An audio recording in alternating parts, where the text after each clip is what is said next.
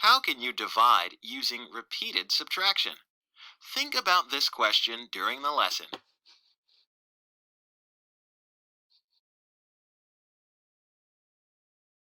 June has 10 strawberries to serve to her guests. If each guest eats 2 strawberries, how many guests can June serve?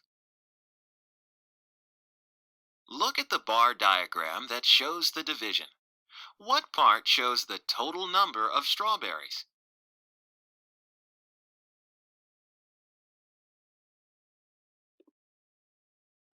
The line above the bar shows the total.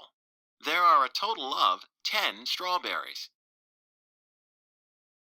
Why is there a 2 in the box? It shows that each guest will get 2 strawberries. What does the arrow stand for? The arrow stands for the number of guests who will get 2 strawberries. How can you use subtraction to solve this problem?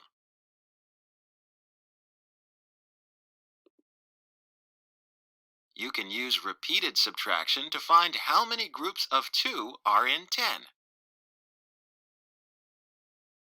How do you know when to stop subtracting? You stop when you get to 0. Then you know that there are no more groups of 2 to subtract.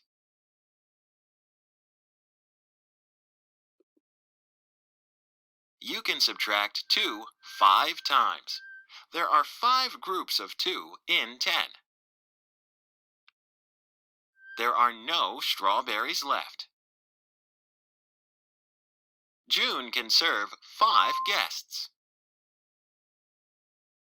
How can division be used to solve this problem? You can write a division equation to find the number of groups.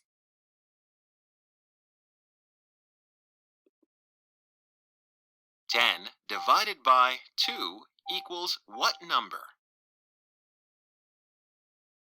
What do the parts in the division equation stand for?